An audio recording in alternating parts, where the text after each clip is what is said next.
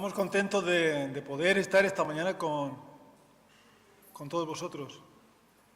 Y la verdad es que teníamos ganas, después de meses, ¿puede ser?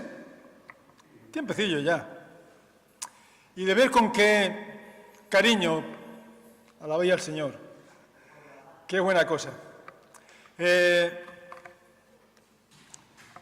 Lo siento, Domingo, pero estaba pensando en lo que habías introducido esta mañana y quería añadir algo, permitirme, después entramos en materia.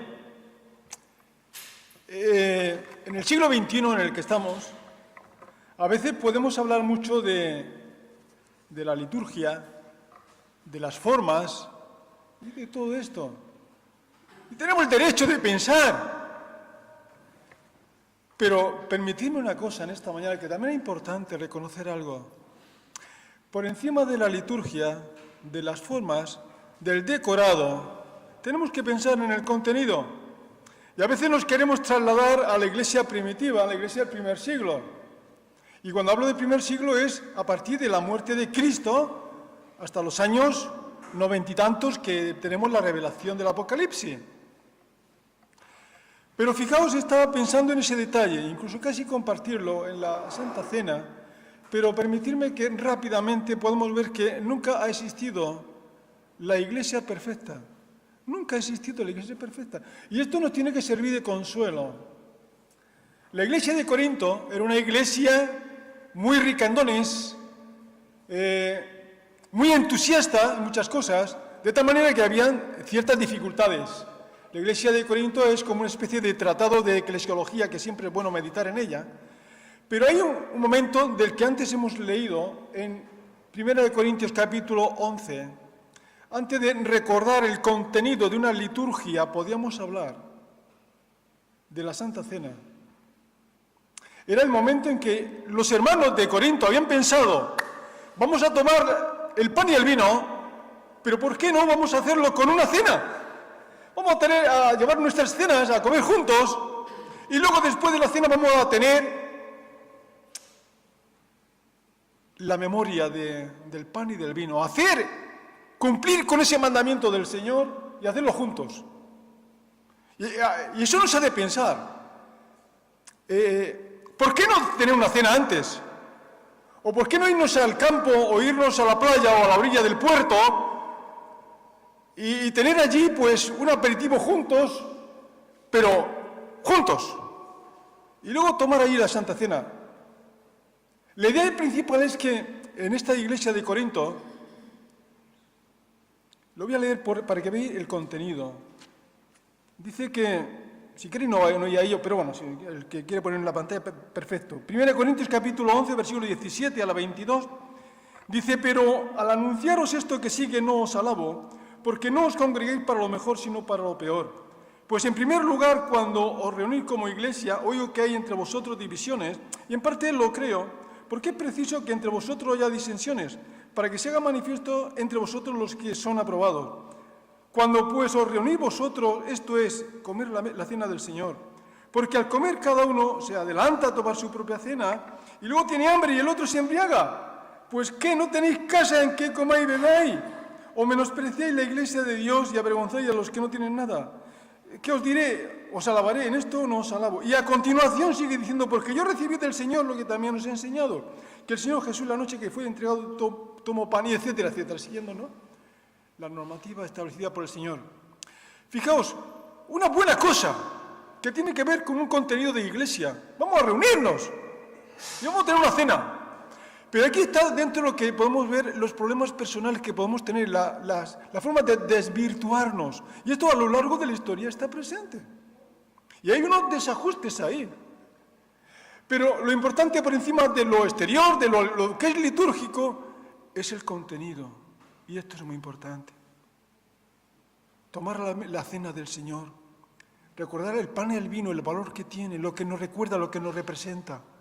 Tiene que ver con nuestra salvación, tiene que ver con nuestra eternidad, tiene que ver con la persona de Jesucristo. Esto es el contenido, porque a veces podemos, a lo largo de la historia, ¿verdad?, discutir tantas cosas de liturgia Y es bueno, buenísimo pensar en ello, pero sin olvidar el contenido. Y a veces hasta darnos cuenta de que dentro de a lo largo de la historia puede haber habido dogmas de fe que se han desvirtuado de la persona del Señor Jesucristo. Qué bueno es como en esta mañana tener la palabra del Señor, centrarnos con este motivo de la Santa Cena y pensar que la iglesia perfecta no existe, pero lo que Dios quiere es que todo lo que haga se haga conforme a la palabra del Señor. El pan y el vino es hacer memoria del cuerpo y de la sangre de Cristo. No hay un poder de transustanciación. Hay un poder que nos habla de que Cristo murió en la cruz y resucitó. Y a eso decimos amén. ¿Verdad que sí? Amén. Porque con su muerte en la cruz me ha dado una salvación eterna. Y esto es algo precioso. Así que esto nos hace pensar, no estamos en la iglesia perfecta, pero estamos en el camino del Señor, en el lugar apropiado, en el lugar concreto, donde Dios quiere que esté, glorificando al Señor, tratando de discernir su voluntad para que cada día pueda santificar al Señor en mi vida. Eso es importante, porque a veces podemos, es que yo voy buscando la iglesia perfecta. ¿Y dónde está la iglesia perfecta? ¿Sabéis dónde? La iglesia perfecta está en el cielo. Allí no hay ninguna forma de desvirtuar la realidad de la palabra del Señor. Y ahora, con para que esto nos sirva un poco de poder buscar siempre el contenido de las cosas. Ser aprobado por el Señor. Y me alegro como Domingo pues piensa y piensa, para que siempre haya ese acercamiento, ese ánimo de hacer la voluntad del Señor, de darle el lugar que le corresponde a Dios en nuestras vidas, en nuestros hogares y en la iglesia. Así que, dicho esto, que es importante, vamos a considerar juntos la palabra del Señor. Yo no voy esta mañana a dar un mensaje y salir corriendo, ni tampoco con una gran ilustración para que, digamos, mira, qué bien, qué mensaje he preparado de 3 meses o 40 años, porque a veces un mensaje no se hace en 5 minutos. Un mensaje se puede crear en 40 años. Es la consecuencia de tu vida en el caminar con el Señor. ¿Lo entendemos? Eso es así. Pero tenemos que ser tan bíblicos que eso nos haga sentir la aprobación de parte del Señor. Dicho esto, que es tan importante, nos vamos al Evangelio de Lucas, la cita compartida. Una historia sencilla, pero que todos tenemos que recibir el contenido, ¿verdad?, de esta historia. Lo leemos, Lucas capítulo 18, versículo 35, dice que aconteció que acercándose Jesús a Jericó, un ciego estaba sentado junto al camino mendigando, y al oír la multitud que pasaba, preguntó qué era aquello, y le dijeron que pasaba Jesús Nazareno. Entonces dio voces diciendo, Jesús, hijo de David, ten misericordia de mí. Y los que iban delante le reprendían para que callase, pero él clamaba mucho más, Hijo de David, ten misericordia de mí. Jesús entonces, deteniéndose, mandó traerle a su presencia. Y cuando llegó le preguntó diciendo, ¿qué quieres que te haga? Y él dijo, Señor, que reciba la vista. Jesús le dijo, recíbela, tu fe te ha salvado. Y luego vio y le seguía glorificando a Dios. Y todo el pueblo, cuando vio aquello, dio alabanza a Dios. Que Dios bendiga esta palabra en nuestros corazones. Señor, queremos en esta mañana también seguir con este ánimo. Que tú trabajes en nuestros corazones. Que seamos fortalecidos, consolados, animados por ti, por tu palabra y por tu presencia. En el nombre de Jesús. Amén. Sabemos que vivimos en un tiempo muy agitado, ¿verdad?, a nivel mundial. Estamos en un contexto social, lo menciono porque ¿qué lugar ocupa el Evangelio en estas circunstancias, verdad? Vivimos en una situación de agitación mundial, guerras, como tanto nos está creando de una profunda tristeza allá en lo que está ocurriendo en Ucrania, economía inestable, mucha inflación. Y esto afecta mucho a las familias, ¿verdad? Emigraciones, podríamos decir, hasta salvajes, porque visto por pateras, vemos todo esto tan Personas que quieren vivir una vida mejor, pero muchos perecen en el camino. ¿Y qué hacen las naciones, los gobiernos? También hay muchas cuestiones populistas que buscan su lugar, los llamados influencers, ¿verdad? Políticos cansinos y desorientados, que esto es lo que estamos viviendo tristemente. Leyes que nos alejan de lo que es verdaderamente justo a los ojos de Dios, en un humanismo centrado en uno mismo. Esto en un contexto general, es como estamos viviendo, o lo veo yo. Y en consecuencia hay falta de entusiasmo y compromiso en la Iglesia de Dios, porque nos afecta mucho estas circunstancias en las cuales vivimos.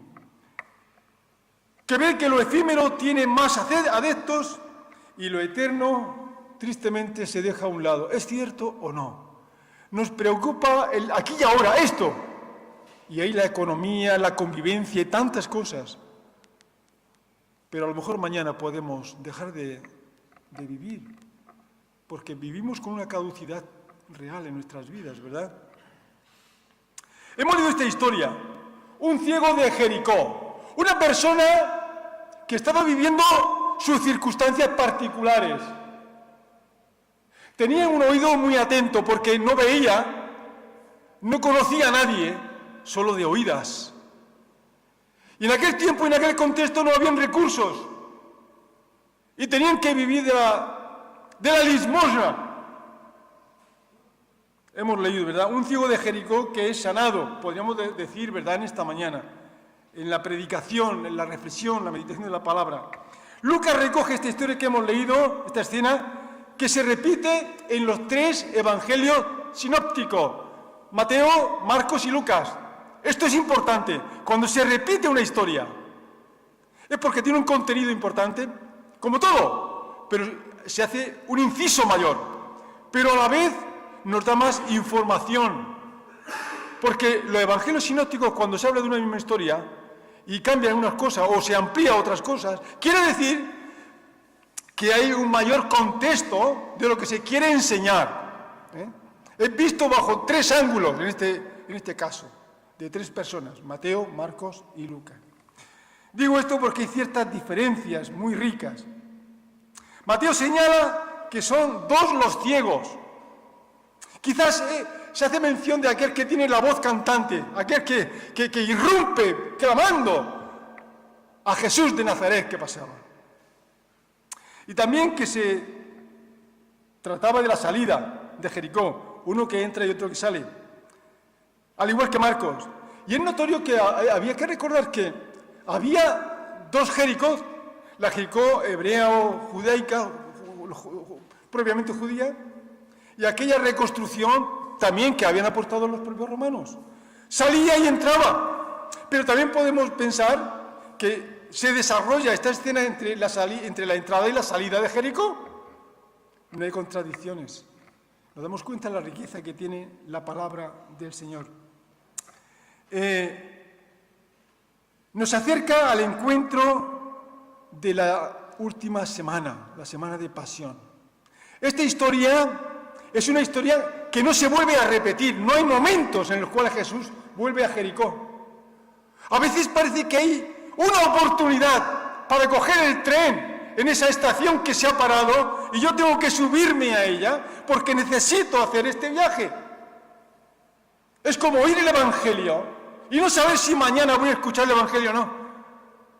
En las notas diarias, no sé si era de ayer o de hoy porque leo tantas cosas. Una mujer fue animada, invitada a escuchar la palabra del Señor. Puso sus excusas. Entra conmigo a la iglesia, escucha el Evangelio. Es que tengo que hacer. Puede hacer otro día, ven conmigo. Su amiga le insistía que era creyente. Dice, vale, voy a acompañarte. Entró a la iglesia, escuchó el Evangelio, entregó su corazón al Señor. Y al día siguiente, ¿sabéis lo que pasó? Nos cuenta la historia. Que tuvo un accidente muy grave. Estando en el hospital le tuvo que decir al médico, ¿en qué situación estoy? Porque me encuentro muy mal. Y el médico con toda sinceridad le dijo, está usted muy mal, le quedan horas de vida. ¿Sabe lo que dijo esta mujer? Gracias porque entré. Gracias porque hoy ha sido el accidente. No fue ayer o anteayer. Y he podido abrazar a mi fe en el Señor. Al día siguiente fue el entierro de esta mujer. No sabemos si el Señor va a volver, ¿verdad? Como pasó por Jericó y ya no volvió. Por eso es tan importante el saber que hoy es el día de salvación, no mañana. El mañana es impreciso. Necesitamos oír al Señor hoy y aprovechar de lo que Dios nos quiere decir. En el versículo 36 hemos leído, me gustaría un mini bosquejo de lo que puede ser este pasaje, que es muy sencillo, es una multitud que pasaba. Del mismo pasaje lo podemos sacar. La otra parte sería un ciego que preguntaba, versículos 36 al 39. También, un ciego que le seguía. Y un Jesús que se ofrece. Una multitud que pasaba, fijaos, versículo 36. Dice que, la palabra del Señor hemos visto en esta historia, que aconteció que acercándose Jesús a Jericó, un ciego estaba sentado junto al camino mendigando, y al oír a la multitud que pasaba, preguntó qué era aquello. Jesús pasaba y una multitud iba con el Señor. Es interesante fijarnos en este detalle, ¿verdad? Esta multitud que iba tras Jesús, pero que cuando vemos al final de la historia de la vida de Jesucristo, momentos más tarde, no encontramos esta multitud junto a la cruz de Cristo, ¿verdad? Junto a la cruz del Calvario. Quizás muchos de ellos habían formado parte de aquel colectivo que le dijo a aquel gobernante: suéltanos a Barrabás y este sea crucificado. Una multitud clamando por la muerte de Cristo. Y aquí puedo observar varias cosas. Es que las cosas sobre la multitud, a veces puede ser un estorbo, la propia multitud. Para ver a Jesús, como el caso de la historia de Zaqueo. Una multitud que acompañaba a Jesús y Zaqueo quería ver al Señor Jesús y no podía. Aparte porque era pequeño de estatura, porque había tanta gente. Tuvo que subirse a un árbol para buscarle, para ver a Jesús. Y viéndolo a Jesús, tuvo que decirle: Zaqueo, baja, que hoy es necesario que yo pose en tu casa. A veces la multitud es un estorbo. A veces porque es una multitud que va tras lo novedoso, lo milagroso, lo emocional, lo pasajero. Y tenemos que llevar cuidado con esto. No se trata de seguir a una multitud, se trata de seguir a Jesús de Nazaret. Amén. Seguir a Jesús, el Hijo de Dios. También Jesús nos muestra otra historia, otro momento. Este mismo vamos a recordarlo. Lo que hemos leído, la multitud que acompaña a Jesús, ¿en qué sentido estorba a este ciego? ¿En qué sentido? ¿Se habéis fijado en qué? Cuando este ciego, llamado Bartimeo, porque uno de los evangelios dice que era Bartimeo, hijo de Simeo. Cuando empezó a clamar al Señor, ¿sabéis lo que le decía a la gente?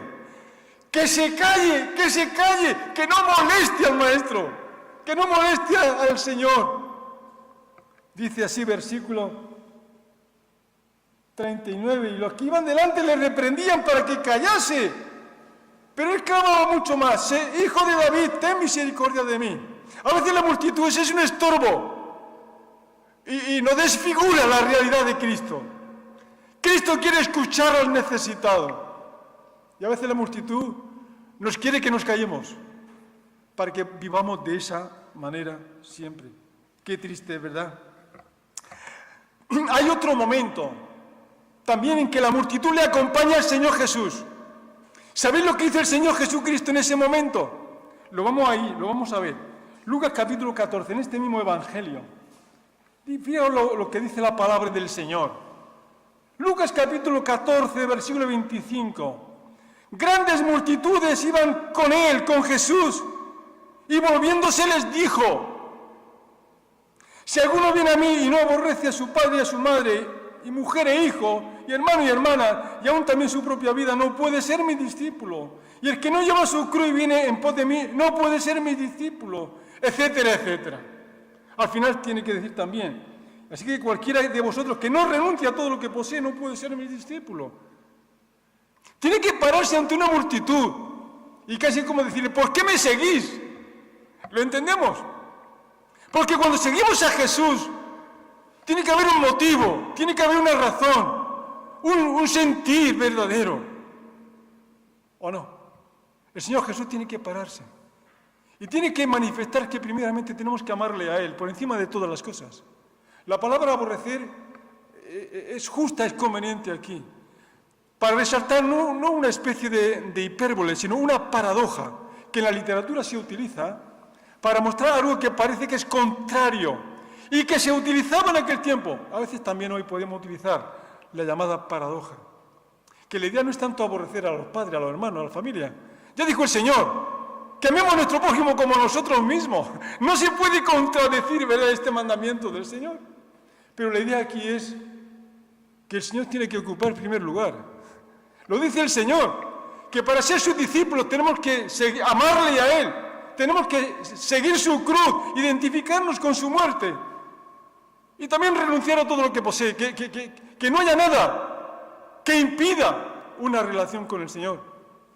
Porque sabiendo una cosa, un día vamos a renunciar a todo lo que tenemos, porque desnudos nacemos y desnudos nos vamos. ¿Lo entendemos? Aquí la pregunta sería: ¿nosotros formamos parte de la multitud o de los discípulos del Señor? Pensamos. A mí me gusta pensar, porque a veces hay mucha multitud, esa multitud que forma parte de la cristiandad, que anda desorientada, que no sabe para qué vino Cristo, que no cree en la resurrección de Cristo y en muchas cosas más. Y esa es la cristiandad, que tristemente es un estorbo, que acepta incluso leyes inmorales, injustas. La multitud o los discípulos del Señor. Nosotros, ¿con quiénes nos identificamos? Una buena cosa, que tenemos que pensar en ello. Y también, claro que sí, nos gustaría que las iglesias se llenaran todas de una multitud de redimidos del Señor, claro que sí. En vez de iglesias de 100 miembros, 80, 200, que hayan 50.000 miembros. Claro que sí, maravilloso.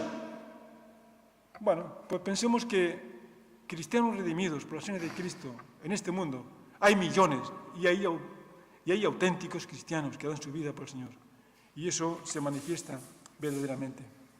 Pero siempre tenemos que hacer esa distinción: ¿pertenecemos a la multitud o a los discípulos que seguimos al Señor con un sentimiento claro de amor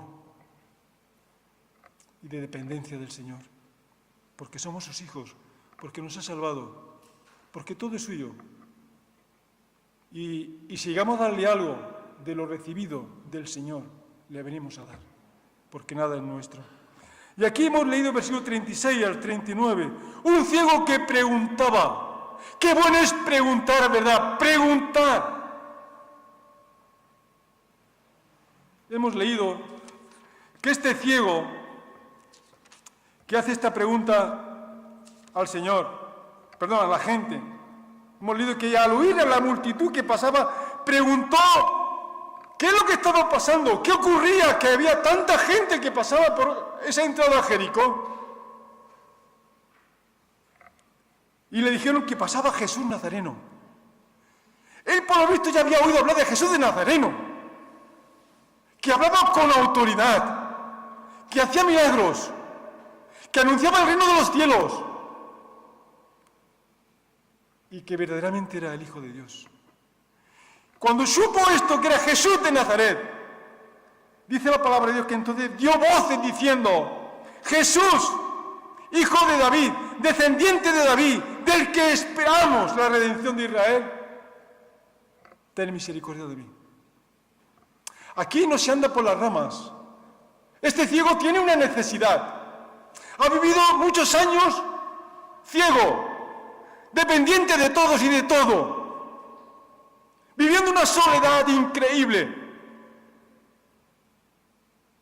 Y cuando ve que hay una oportunidad de que las cosas puedan cambiar en su vida, entonces viene a dar voces.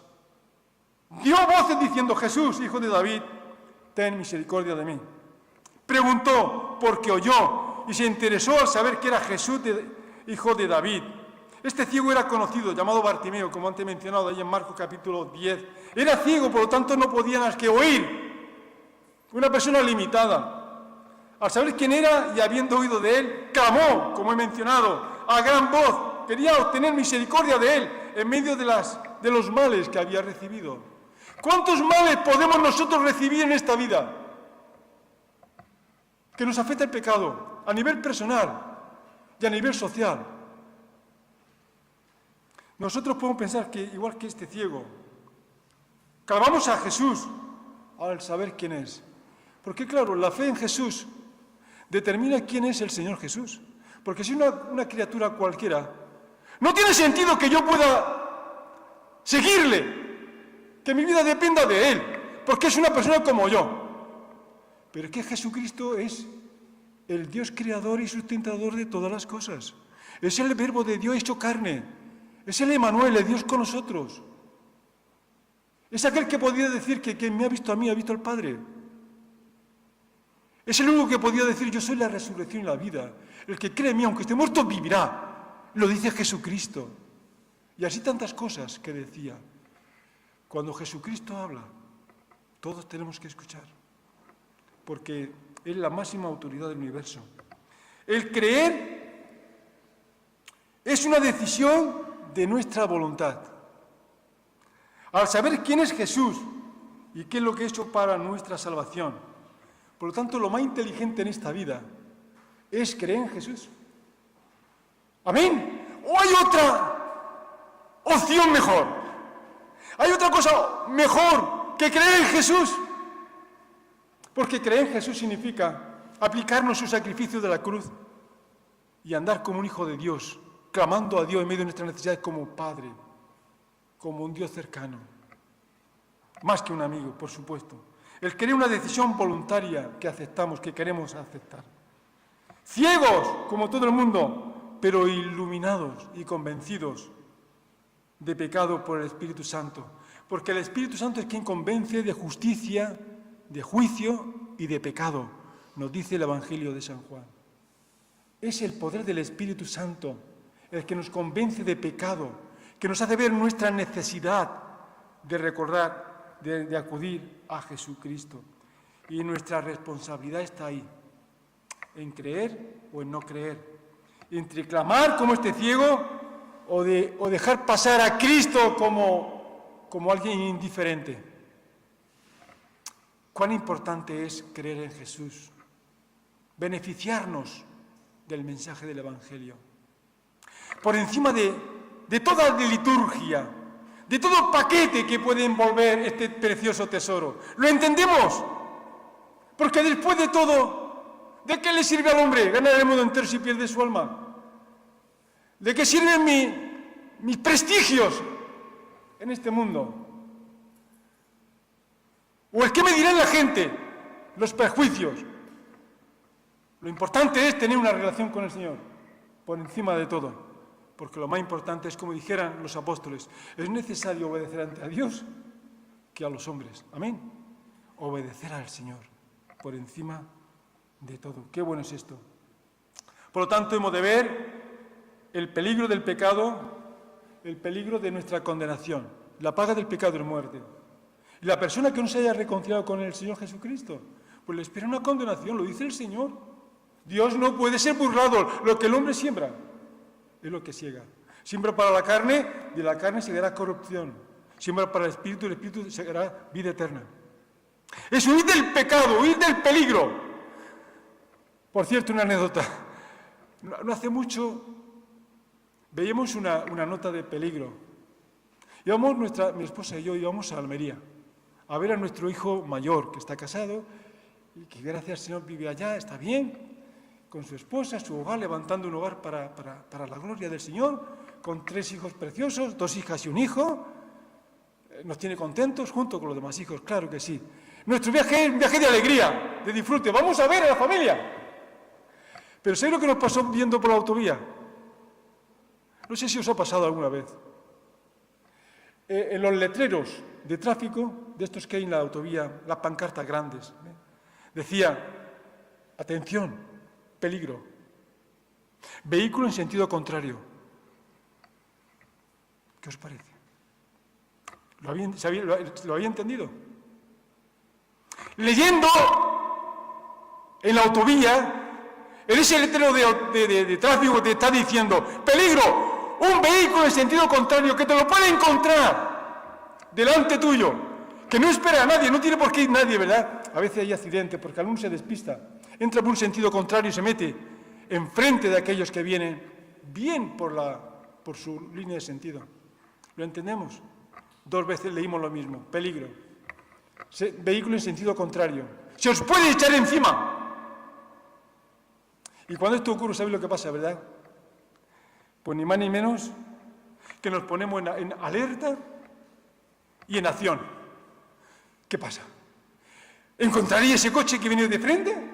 ¿Chocará conmigo? ¿Podré yo evitarlo? ¿Me iré a la derecha, a la izquierda? ¿Por dónde va a venir él? Voy detrás de este camión que va por aquí, no sea que, por lo menos que me pueda ocurrir el camión. Hay un peligro. Y en esta vida, el mayor peligro de nuestra vida es el pecado. ¿Dónde nos llevará el pecado? Tenemos que darnos cuenta de que es un asunto bastante urgente. Y aquí encontramos al Señor Jesucristo. Versículo 40, 42, dice la palabra del Señor. Ante ese clamor que tiene este ciego, al oír de Jesús de Nazaret que pasaba, clamaba, insistía, Hijo de David, ten misericordia de mí. Versículo 40. Entonces Jesús no le dijo a la multitud, tenéis razón, decidle que se calle, que no me moleste. No dijo eso, ¿verdad? Se detuvo y le dijo, que venga esta persona que me está llamando. Dice que entonces Jesús, deteniéndose, mandó traerle a su presencia. Y cuando llegó le preguntó lo que a continuación vamos a ver. Dice versículo 41, cuando está en su presencia, ¿qué quieres que te haga? ¿Qué palabra es esta, verdad? Vamos a pensar. El Mesías que le ofreció su ayuda y sigue ofreciéndose hoy día. Oyó la llamada de auxilio, se detuvo, mandó traerle y le atendió. Y le dijo estas palabras, ¿qué quieres que te haga? Y esto es interesante porque es la gran pregunta que el Señor Jesús le hizo y que me hizo pensar para compartir esta mañana con vosotros este pasaje. ¿Qué quieres que te haga? El Señor le dijo a aquel ciego, ¿qué quieres que te haga? Y esto nos tiene que hacer pensar, ¿verdad? ¿Qué alcance tiene esta pregunta hoy? Hoy día, siglo XXI, ¿qué alcance tiene? ¿Qué nos puede dar, ofrecer Jesús hoy? ¿O qué solicitud tiene hoy las personas sobre Dios? ¿Qué esperamos de Jesús en el siglo XXI? ¿Es irrelevante hoy Jesús, Dios, la religión? ¿Es irrelevante Jesús? Por un lado veo incredulidad en este mundo, por la autosuficiencia en el ser humano, en general.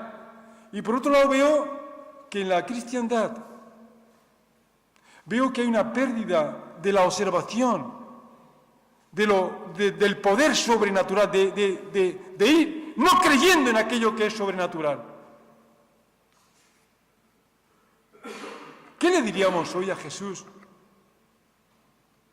si nos hiciese esta pregunta esta mañana? Imaginaos que Jesús nos pregunta a nosotros, a cada uno, ¿qué quieres que te haga? ¿Qué le diríamos a Jesús? ¿Qué le diríamos? Tendríamos algo, ¿verdad?, que decirle a lo mejor. Este ciego le dijo, Señor, que recobra la vista. ¿Qué le dirías tú al Señor que te hace esta pregunta esta mañana? ¿Qué quieres que te haga? ¿Qué quieres que te haga? ¿Cuál es nuestra necesidad? ¿Cuál es tu necesidad? ¿Qué necesitas de Jesús? ¿Qué necesitas de Dios? Hoy los no creyentes necesitan entender la necesidad de ser salvos, de ver la vida según Dios y tener una verdadera cosmovisión de la eternidad. Vivimos de paso todos, creyentes y no creyentes. Y el no creyente, cuando pasa la eternidad, se da cuenta de que sí existe Dios, que sí que existe una condenación, que sí que existe un estado de alejamiento verdaderamente triste para con Dios. Y los creyentes de tener también una visión de la gloria de Jesús para obedecer, para tener paz en nuestro corazón, que muchas veces está ausente por los afanes de la vida, a que sí que es así. Muchas veces vivimos hasta con cierta soledad,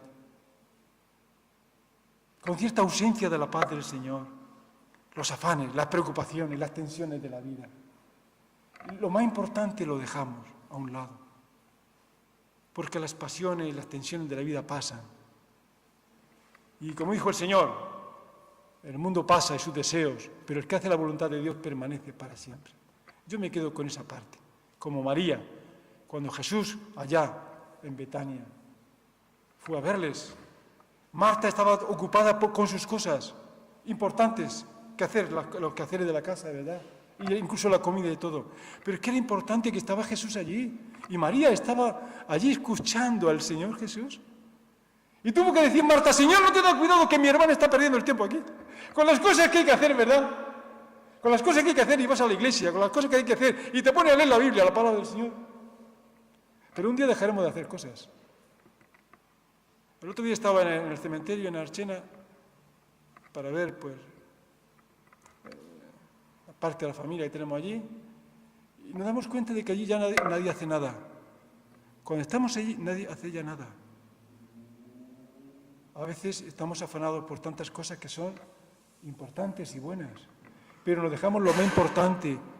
Jesús tuvo que decirle a Marta, Marta, afanada y turbada estás con muchas cosas, pero tu hermana, sabes, ha elegido la mejor parte. Está aprovechando el momento, está escuchando al Hijo de Dios. Un ciego que después de que el Señor le dijera, ¿qué quieres que te haga? Él le dijo, Señor, que reciba la vista. Y este ciego le dijo el Señor Jesús, recíbela, tu fe te ha salvado. La disposición de Dios, la disposición de Jesús para interrumpir en nuestra vida, para hacernos bien, para poner paz en nuestro corazón, para reconducir nuestra vida afanada en este mundo y también afectada por el pecado. Y dice la palabra de Dios que cuando este ciego recibe la sanidad, la visión, dice versículo 43, y luego vio y le siguió, estuvo viendo y le siguió y glorificando a Dios. Y todo el pueblo cuando vio aquello dio alabanza a Dios. Un ciego que le seguía. ¿Por qué? Porque Jesús respondió a su necesidad. Porque confió que Jesús, el Hijo de David, podía darle la vista, hacerle recobrar la vista. Recíbela, le dijo el Señor, tu fe te ha salvado, tu fe te ha permitido para llegar a este poder, a esta situación por el poder de Cristo. Dice, y luego vio y le seguía. Esto es interesante, ¿verdad? Y le seguía glorificando a Dios. Y pensamos y hablamos con nosotros mismos. Y decimos, ¿podemos ser creyentes sin seguir a Cristo? Pensemos. ¿Podemos decir que somos creyentes y no seguir a Cristo? Este ciego recibió la vista. Quedó entusiasmado, experimentó algo nuevo en su vida. Se dio cuenta de que ya no era ciego. Estaba viendo a Jesús, estaba viendo la gloria de Dios. Y le seguía, se dispuso a seguirle, glorificándole. Es una consecuencia natural seguir a Cristo por lo que Él y por lo que Él ha hecho en mi vida. Amén. Es así. Es así. Porque si Dios no interrumpe nuestra vida, ¿a quién seguimos y por qué le seguimos? Es que Jesús ha venido a buscar y a salvar lo que estaba perdido. No para crear una religión más, vino a darnos vida y vida en abundancia. No podemos ser creyentes sin seguir a Cristo. Le seguía, y no por tradición, sino por convicción y experiencia personal. Era un ciego de la vida que había recobrado la vista, que había recobrado el sentido de la vida. Y es que sin Jesús, ¿qué sentido tiene la vida? Preguntemos. Nacemos, nos desarrollamos, comemos, experimentamos cosas y nos morimos, Santas Pascuas. ¿Esa es la vida? Dios tenía un propósito eterno para los hombres y mujeres. Dice la palabra de Dios que Dios creó al hombre y le dio eternidad. Nos dice en Eclesiastés. No somos como los animales, no hecho para la eternidad. Entonces la pregunta es, ¿qué nos está estorbando para contemplar la eternidad? Para recobrar la vista contemplando la gloria de Jesús y el sentido de la vida. Era un ciego, pero que había recobrado la vista. Su gratitud y reconocimiento le hacía seguir a Jesús, glorificando a Dios, reconociendo la gloria de Dios, su misericordia y su amor. Seguir a Jesús era algo apasionado para aquel ciego, porque había aprendido a ver, había experimentado a ver. Y aquel benefactor que había irrumpido en su vida quería seguirle, porque quería seguir recibiendo más de él. Los creyentes mudos no existen, existen los que Dios ha liberado y le confiesan sin temor.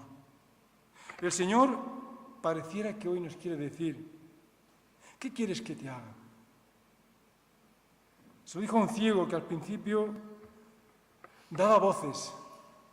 Aquí hay un cambio en el verbo, que dice que dio voces, al principio estaba dando voces, pero cuando tuvo oposición de la multitud que le dijo que se calle, entonces irrumpe con más fuerza. Y lo que hemos leído dice, Jesús, hijo de David, ten misericordia de mí. Clamaba con más fuerza, porque sentía la necesidad de Jesús. No quería que pasara sin que pudiera obrar en su vida. Dio voces, pero luego, viéndose frenado por el populacho, clamaba mucho más.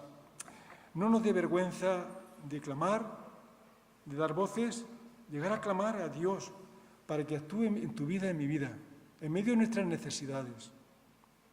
Y el Señor sigue diciendo estas palabras que tanto a mí me hacen bien. En medio de las tensiones de la vida, Jesús sigue diciendo, venid a mí los trabajados y cargados, que yo os haré descansar. La pregunta es esa. ¿Vivimos una vida descansando en el Señor Jesús? Él es nuestro Salvador. Él es quien nos ha hecho recobrar la vista, el sentido de la vida. Si es así, no queda más remedio que seguirle glorificando al Señor. Señor, te damos gracias, Padre, en esta mañana porque podemos meditar en tu palabra, considerar la realidad de Jesucristo, que desde el principio anduvo haciendo bienes, aunque se le crucificó, pero sabemos que Él dio su vida por nosotros, para que podamos ver, para que nuestra vida tenga sentido, para que podamos seguirte glorificándote a ti. Señor, que sigas edificando nuestras vidas, que siga edificando esta tu iglesia, cada familia, hermano y hermana, que tú seas glorificado en sus vidas y que el gozo, la paz y tu bendición sea con cada uno de ellos, Padre. En el nombre de Jesús. Amén. Que Dios nos bendiga.